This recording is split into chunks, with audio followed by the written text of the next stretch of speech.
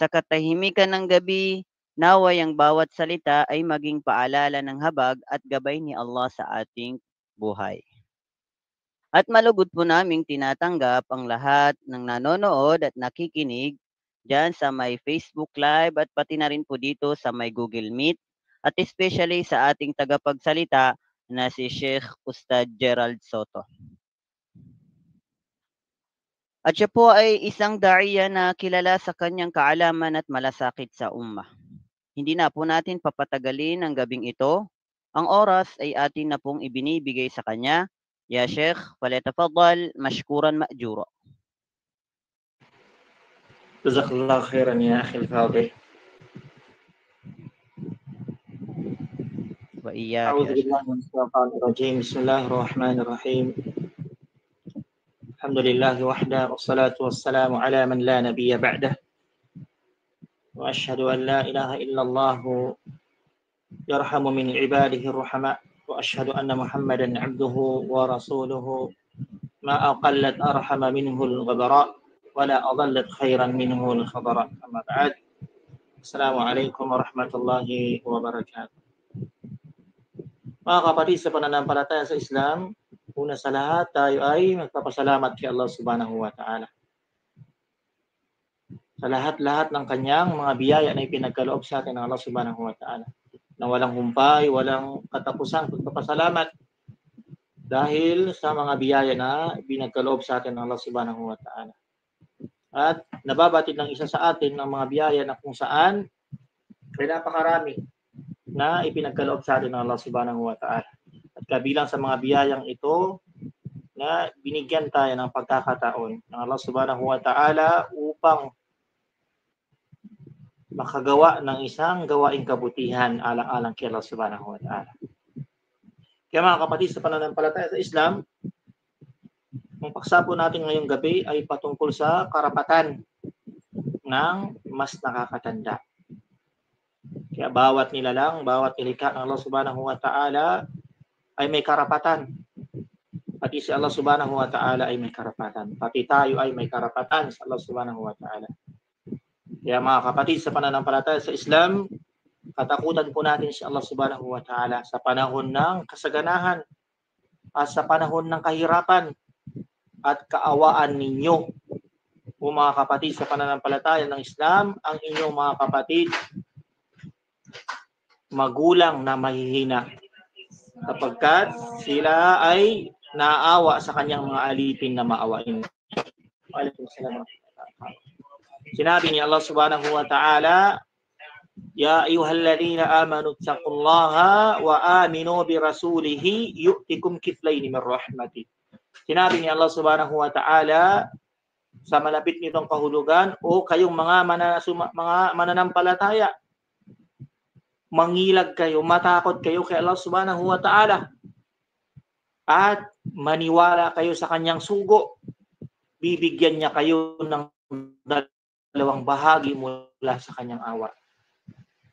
Wa yaj'al lakum nura tamshuna bihi wa yaghfir lakum wallahu ghafurur rahim. At gagawin ni Allah subhanahu wa ta'ala ng liwanag ng inyong lalakaran at papatawarin niya kayo, papatawarin kayo ni Allah subhanahu wa ta'ala, at si Allah subhanahu wa ta'ala ay mapagpatawad at maawain. Kaya mga kapatid sa pananampalataya sa Islam, katotohanan, nilikha ng Allah subhanahu wa ta'ala ang tao sa iba't ibang yugto. Umaangat siya mula sa isang antas tungo sa ibang antas. At lumilipat mula sa isang yugto tungo sa ibang yugto. Ibig sabihin, yugto ng pagkabata hanggang sa yugto ng pagkabinata, hanggang sa yugto ng pagkatanda. Ganyan ang kalagayan ng buhay ng tao dito sa mundo. At ang mga sitwasyon ng mga taon ng edad. Sinabi ni Allah subhanahu wa ta'ala sa banal na Quran, Allahu alladhi khalaqakum min da'fin thumma ja'ala min ba'di da'fin quwwah. Nilikha kayo ni Allah subhanahu wa ta'ala mula sa kahinaan. Pagkatapos ay ginawa niya ang kahinaan mula sa kahinaan tungo sa kalakasan. Thumma ja'ala min ba'di quwwatin da'fa wa shayba.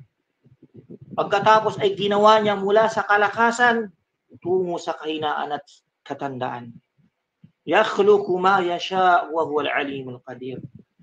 Siya si Allah Subhanahu wa Ta'ala ay lumilikha ng anumang kanyang naisin at siya ang ganap na maalam, ang ganap na makapangyarihan.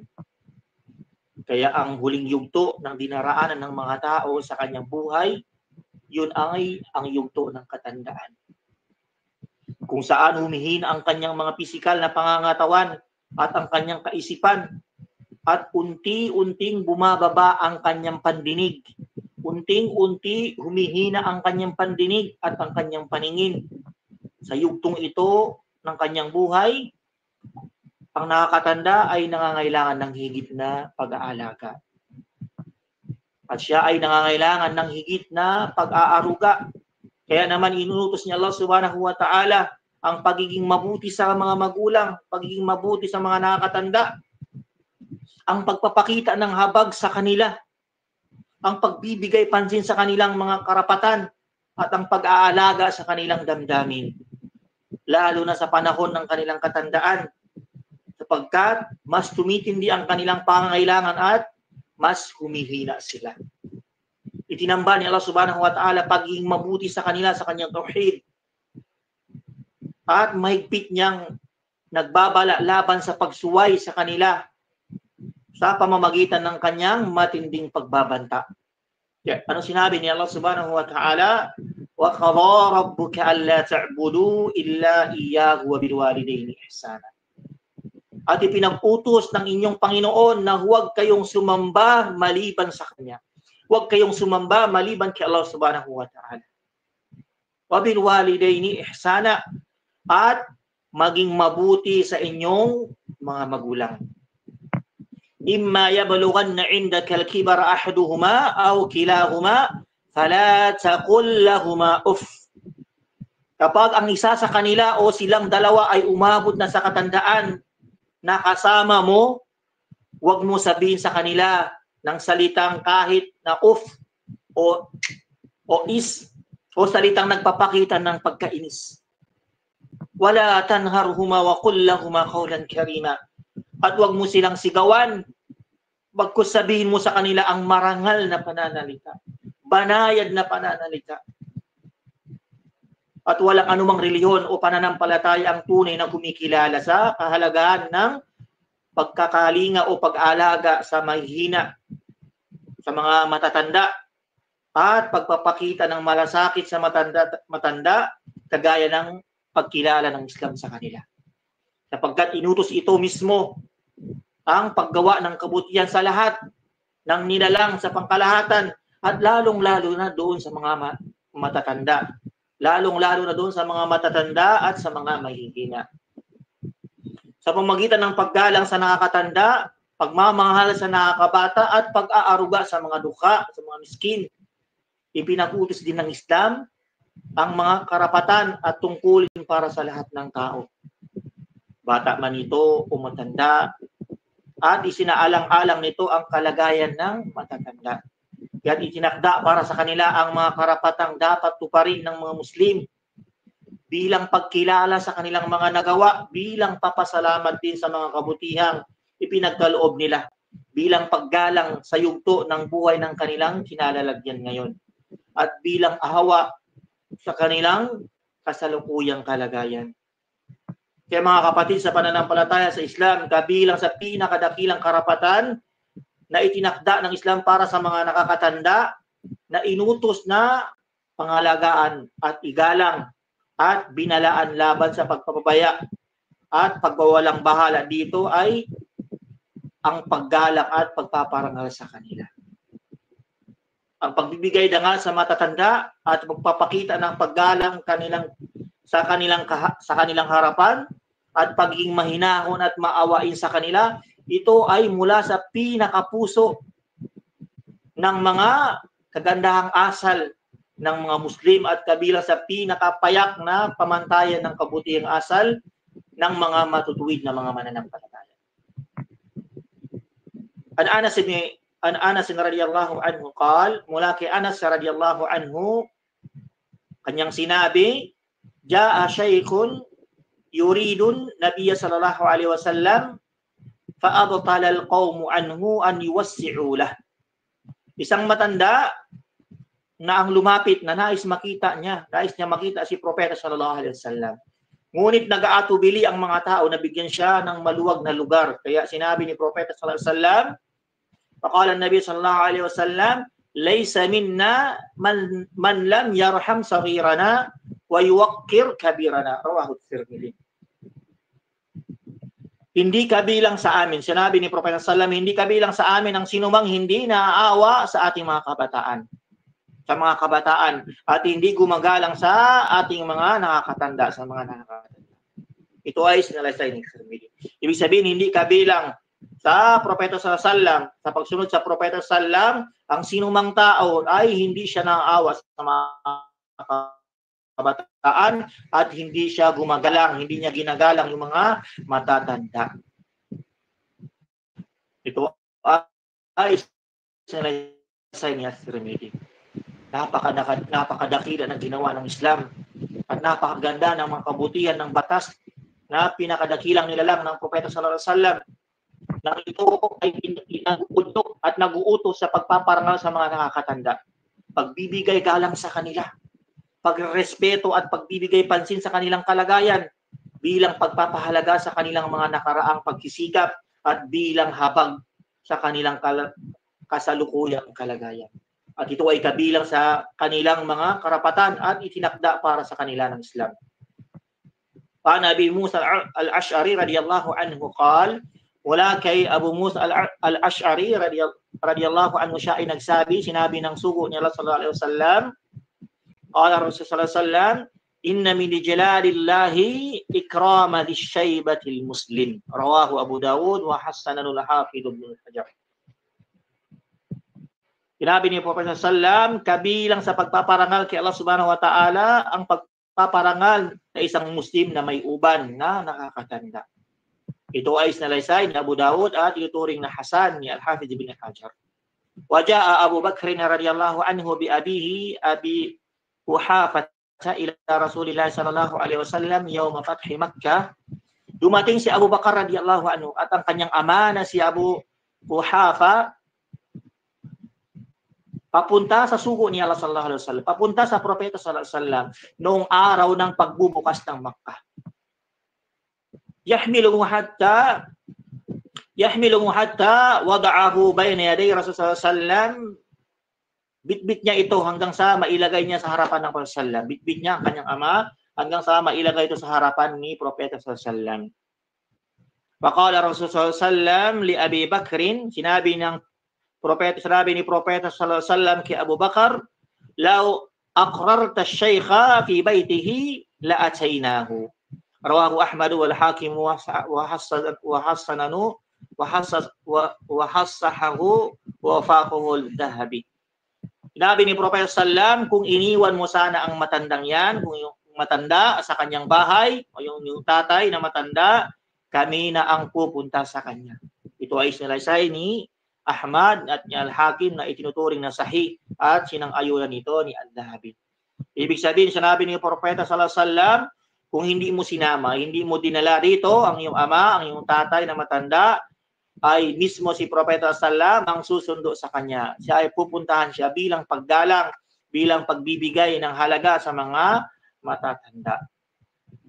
At kabilang sa mga karapatan ng mga nakakatanda o mga alipin ng Allah subhanahu wa ta'ala ay ang unahan sila sa pagbati ng salam. Ibig sabihin, kabilang sa mga itinuro ng Islam, kagandahang asal o karapatan ng mga nakakatanda ay unahan sila sa pagbati ng salam. Kapag nakita mo yung matanda, yung lolo, yung tatay, na unahan mo sila sa pagbati ng salam, ng salamu alaikum.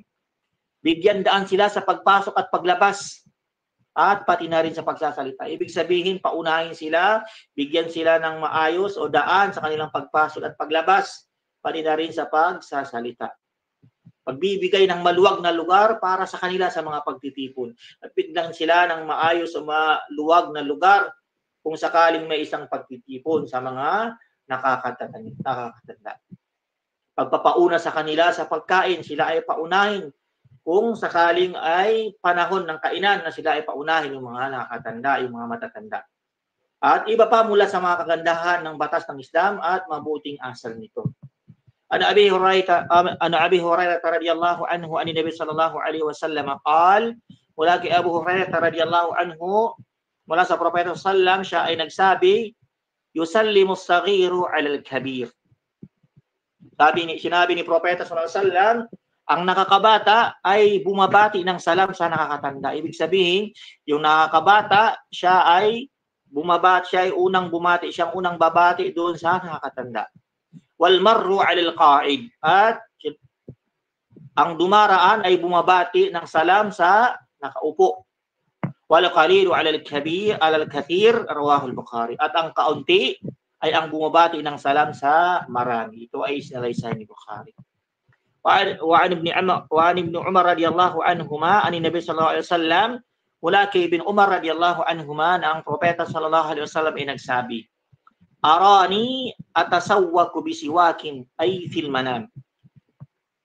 Nakita ko sa panaginip na ako ay nagsisipilyo gamit ang siwak. Ako ay nagsisipilyo gamit ang siwak. Nakita ni Ibn Umar radiyallahu anhu sa kanyang panaginip. Faja'ani rajulan ahaduhuma akbaru min al-akhar. Pagkatapos ay may lumapit sa akin na dalawang lalaki. Ang isa sa kanila ay mas nakakatanda doon kaysa sa isa. Ibig sabihin, yung isa doon mas bata, yung isa doon ay mas matanda. Panawaltu siwaka al-asghara minhuma. At ibinigay ko at inabot ko ang siwak sa mas bata doon sa kanila. Faqila li kabbir fadafa'tuhu ila al-akbar minhuma, rawahu Bukhari wa Muslim. Ngunit sinabi sa akin, bigyan dangal ang nakakatanda, kaya ibinigay ko ito sa mas nakakatanda sa kanila. Isinalaysay ito ni Bukhari at Muslim. Wa min dhalika qawlun Nabi sallallahu alaihi wasallam limuhayyisa lamma arada an yatakallama qabla akhihi al-akbar minhu. At kabilang dito sa sinabi ni Propeta, at kabilang dito sa sinabi ni Propeta sallam kay Muhayyisa, nang nais magsalita ni Muhayyisa bago ang kanyang nakakatandang kapatid. Gusto niya siya ang mauna bago doon sa kanyang nakakatandang kapatid. Kabir yuridu sin. Bigyan dangal ang nakakatanda, ibig niyang tukuyin, ibig niyang sabihin yung may edad. Wa fi riwayatin liyabda'il akbar, rawahu al-Bukhari wa Muslim. Ang sa ibang salaysay, unahin ang nakakatanda. Ito ay salaysay ni Bukhari at Muslim. Ibig sabihin, yung mga nakatanda, sila ay bigyan daan sa paglabas, sa pagpasok at ganoon din sa pagsasalita. At kabilang sa kanilang mga karapatan ay ang ipagdua sila at hingan sila ng kapatawaran sa Allah subhanahu wa ta'ala. Pagpakumbaba sa kanila at pag-iwas sa kayabangan sa kanila. Iwasan maging mayabang sa mga nakatanda. Bagkus ang mga mas nakakabata o yung bata, binata man yan, sa mas nakakatanda sa kanya, dapat siya ay hindi bigay sa kanila ng dangal bilang tao, bilang nakakatanda, pag-aaruga ng pamilya sa kanila, pangalagaan ng kanilang kalusugan, pagtustos sa kanila ng kanilang pangailangan sa pagkain at gamot, tirahan at kasuotan. At itinuturing ng Propeta sallallahu alaihi wasallam na ang pagsusumikap para sa matatanda, paghahanap ng kabuhayan para sa kanila, at pagtugon sa kanilang pangangailangan ay isang uri ng pakikibaka o isang uri ng jihad sa landas ni Allah subhanahu wa ta'ala. Fa'an Ka'b ibn Hujrah radiyallahu anhu qala, wala kay Ka'b ibn Hujrah radiyallahu anhu, siya ay nagsabi, marra ala Nabi sallallahu alaihi wasallam rajulun. Isang lalaki ang dumaan sa Propeta Muhammad sallallahu alaihi wasallam. Para'a ashabu Rasul sallallahu alaihi wasallam min jaladihi wa nasyatihi.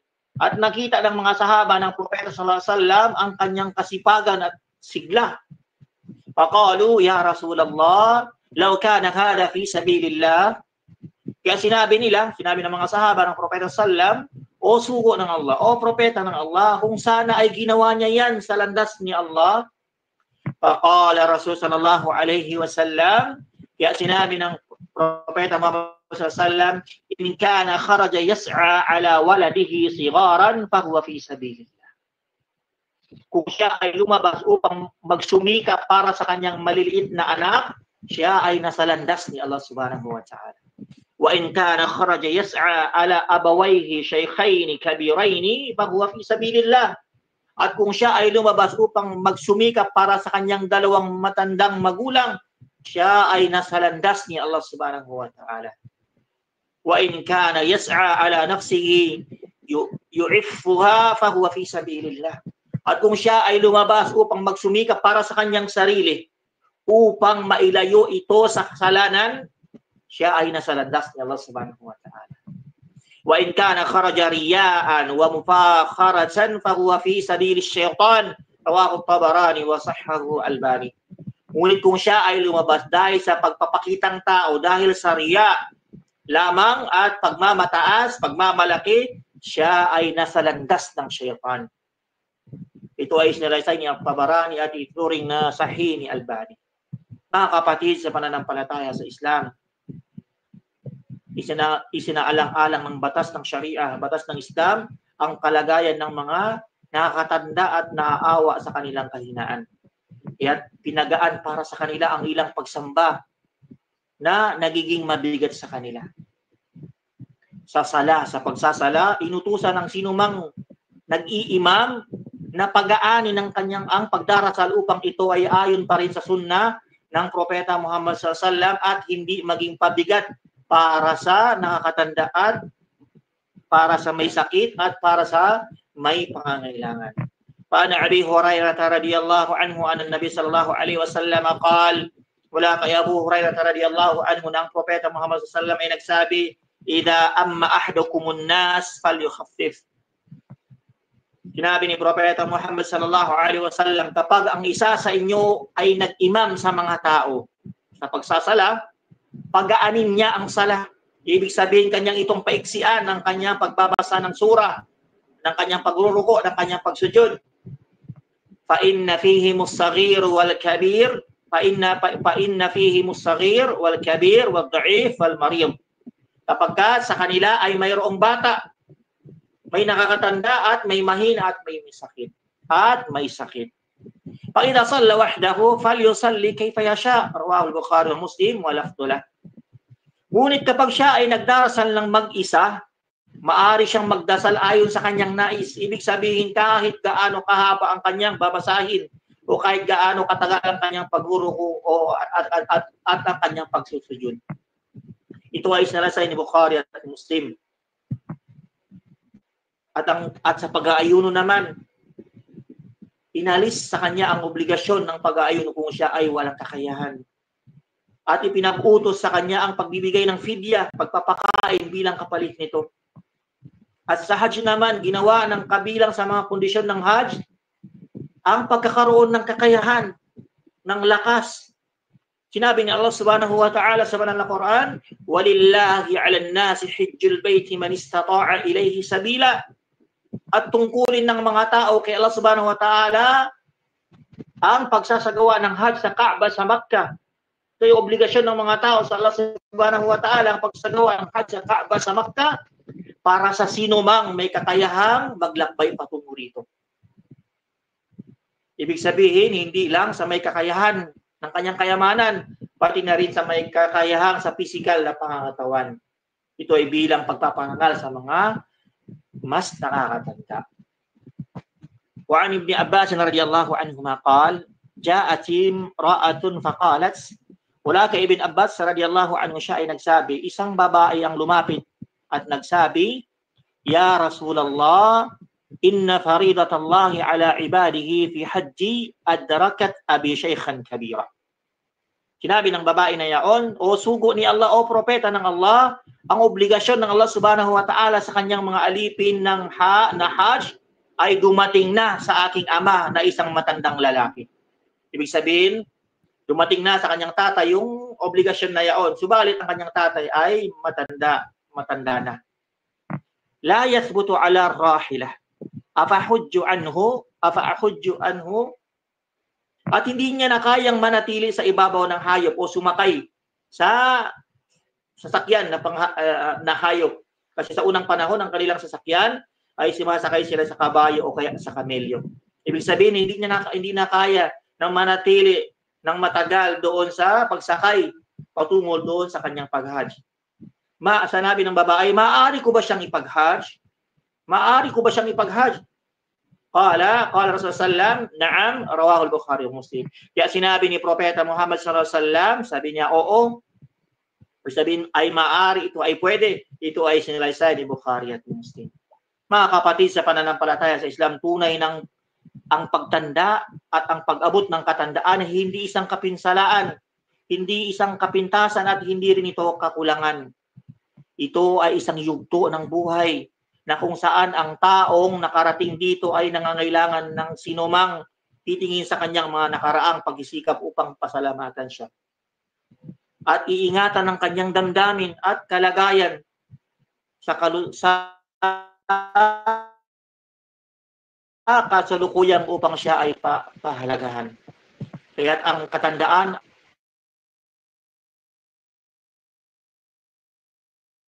katandaan ay dumating bilang isang biyaya. Ang katandaan dumating bilang isang karangalan at nagdadala ng pagsunod kay Allah Subhanahu wa Ta'ala, katahimikan at dangal. Qala Abdullah ibn Amr radiyallahu anhuma, qala Rasulullah sallallahu alaihi wasallam, ma syaba rajulun fil Islami syaibah illa rafa'ahu Allah biha darajah. Sinabi ni Propeta sallam, walang sino mang lalaki ang kulubot o pumuti ang buhok sa Islam maliban na itinataas siya ni Allah Subhanahu wa Ta'ala ang kanyang antas dahil dito. Wa muhiyat anhu biha sayyi'ah, at ipinapawi ang kanyang kasalanan dahil dito. Wa khutibat lahu biha hasanah, rawahu Ahmad wa sahahu Ahmad Syakir. At isinusulat para sa kanya ang mabuting gawa dahil dito sa katandaan. Ito ay sinalaysay ni Ahmad at pinatotohanan ito ni Ahmad Syakir.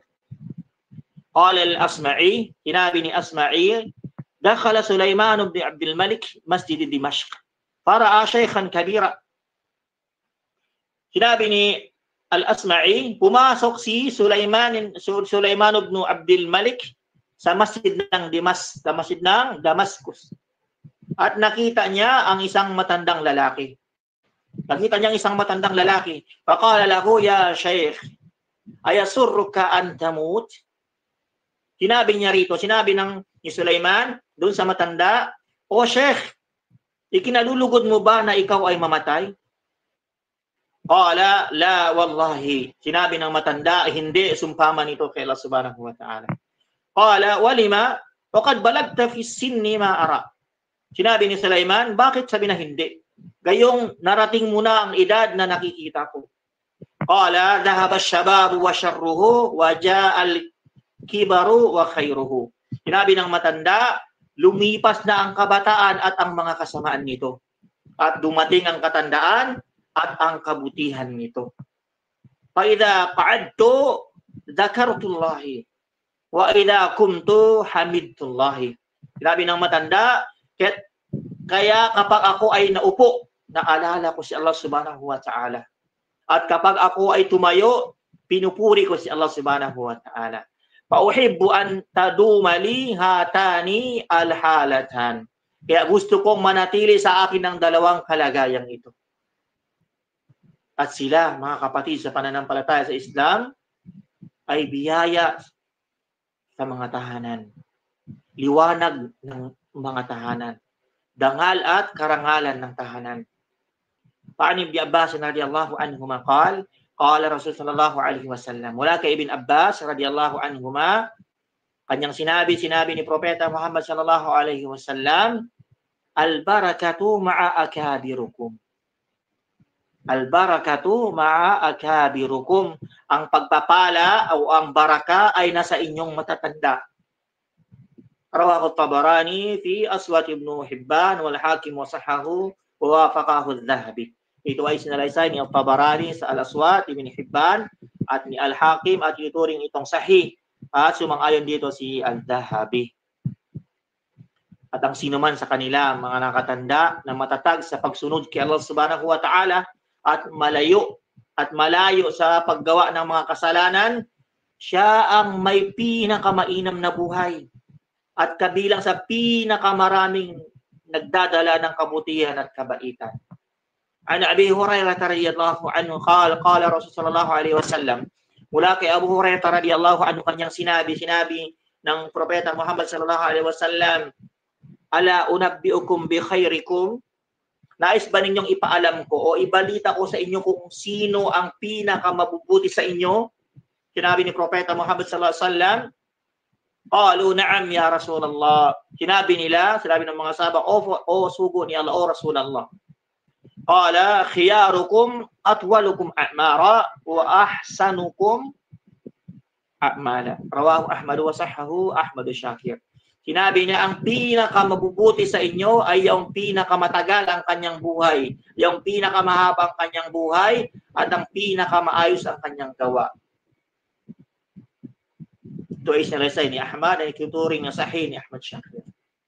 Kaya mga kapatid sa pananampalataya sa Islam, maging mabuti po tayo sa mga nakatanda at suklian ang kanilang kabutihan at hindi bilang isang pabor mula sa atin matapos ang kanilang mahabang taon na paglilingkod at pag-aalaga sa atin.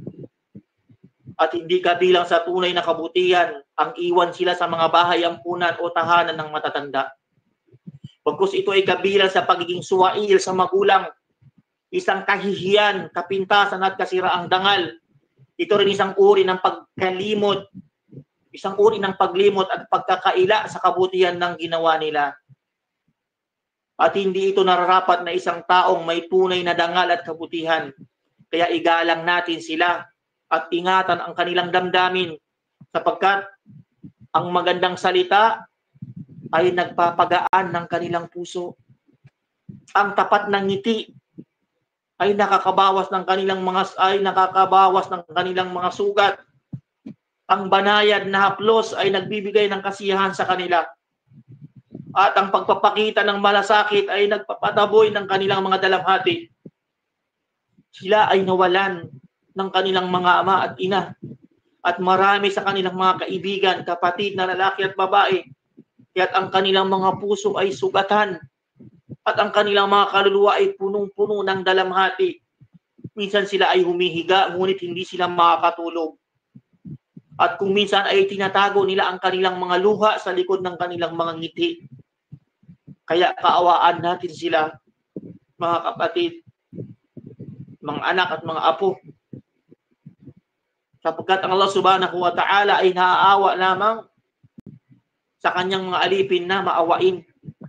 Ibig sabihin, kinakaawan ng Allah subhanahu wa ta'ala, kanyang alipin na siya ay maawain sa mga nilikha ng Allah subhanahu wa ta'ala, lalong-lalo na sa mga nakakatanda.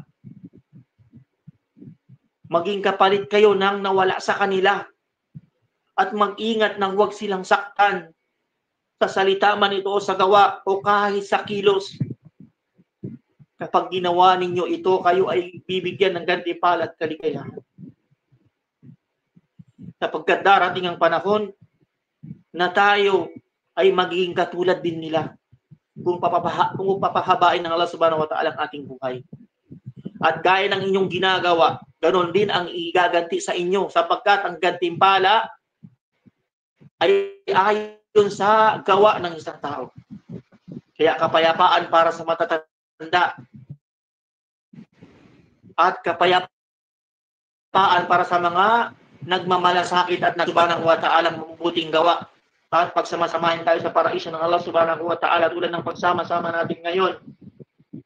At naway pangalagaan ng ating mga magulang at patawarin sila ng Allah subhanahu wa ta'ala at naway ipasok sila sa paraiso ng Allah subhanahu wa ta'ala. Allahumma amin. Hanggang dito na lang. Assalamualaikum warahmatullahi wabarakatuh. Waalaikumsalam warahmatullahi wabarakatuh. Subhanallah wa alhamdulillah. Isa na namang malalim at malawak na kaalaman ang naibahagi sa atin ng ating tagapagsalita na si Sheikh Gerald Soto.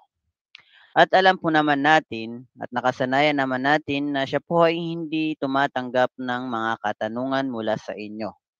At kung maaari po ay pakilista na lang po sa inyong mga papel or kahit anong papel na upang ito ay take note at ito ay itanong natin sa susunod na muhadir insyaallah. Naam. So jazakallahu khairan ya Sheikhana al-Fadil sa inyong magandang kaalaman na naibahagi sa amin at maraming salamat din po sa mga nakibahagi ngayong gabi. At bilang pagtatapos ng ating muhadara ya Sheikh, ay inihiling po namin sa inyo na magbigay ng payo at pangunahan po kami sa kafaratul majlis. So yun na yung maging payo natin ay maging mabuti sa ating mga magulang, lalo na sa mga magulang na kung saan sila ay inabot na ng katandaan. Maging mabait at maging magalang at maging mapagpakumbaba sa kanila. At alagaan sila ng mabuti. Kaya tulad ng ating sinabi kanina, ang gawain ng isang tao ay gagantimpalaan ayon sa kanyang ginawa. Ibig sabihin, kapag hindi ka naging mabuti sa iyong magulang, huwag kang maghahangad na iyong mga anak ay magiging mabuti sa iyo. Kaya maging mabuti tayo sa lahat ng nilikha ng Allah Subhanahu wa Ta'ala. Sabang dito na lang, subhanakallah muhammadin, subhanakallah muhammadin, asyhadu an la ilaha illa anta astaghfiruka wa atubu ilaik wa ila huna. Assalamualaikum warahmatullahi wabarakatuh. Waalaikumsalam warahmatullahi wabarakatuh. Alhamdulillah, naway maging ilaw at gabay ang ating natutunan ngayong gabi. Hindi sapat ang kaalaman kung hindi ito isa sa buhay. Gamitin natin ito upang lalo tayong mapalapit kay Allah Subhanahu wa Ta'ala. Hanggang sa muli mga kapatid sa pananampalatayang Islam. Wassalamualaikum warahmatullahi wabarakatuh.